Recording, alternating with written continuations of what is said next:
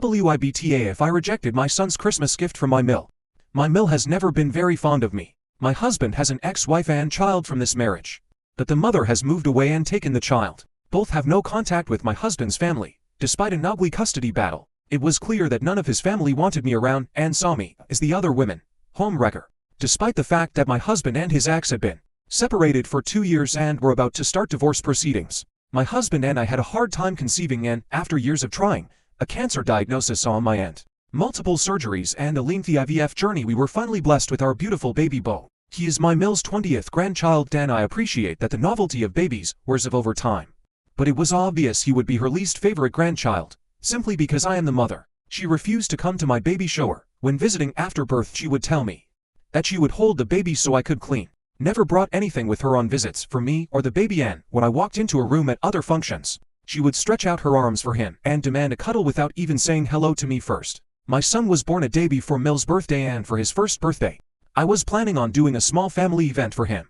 When speaking to my mill about it, she cut me off and said I couldn't possibly hold an event on the weekend I had intended, as the whole family were traveling on various excursions.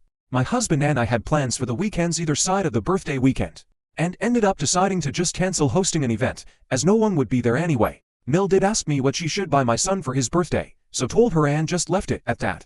2 days before the birthday weekend, my husband receives an invite to my mill's birthday party on the weekend. I had wanted to host a party for our son, where all the family would attend.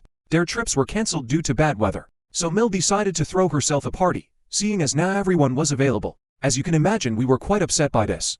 I had hoped she would have called with the update and asked if we still wanted to proceed with my son's birthday party. We said nothing, but also didn't go to her party. We also never received a gift from her for our son. Fast forward to Christmas. I have not heard from my mill in for months. She has not requested to see her grandchild nor asked how he is, let alone check in on us as a family. Despite taking other grandchildren out on regular excursions, to the zoo, aquarium, and other amusements. There was even the annual Christmas tree decorating day for the kids. And it's the second year we have been excluded from this family event. I do send cards or gifts to all the nieces and nephews for their birthdays. And we always attend events we have been invited to. They are just few and far between. I received a message from Mill on the 18th of December asking what my son would like for Christmas. I honestly couldn't believe this was the first message I had received in for months, and felt there was no point in answering, as it would be ignored anyway, and asked my husband to speak to her about the situation. On the phone call, she cried to him that she has been trying to get in touch for months and I am clearly ignoring her. This is simply not true. My husband informed her that we wouldn't be attending Christmas this year, partly because I am pregnant again, IVF. My oncologist suggested we do it sooner rather than later in case the cancer comes back, and the decision of having more children is taken from us. And we have not yet shared this with anyone and would like to announce it in our own time. I'm obviously pregnant at this stage and we just have not found a moment to share the news yet.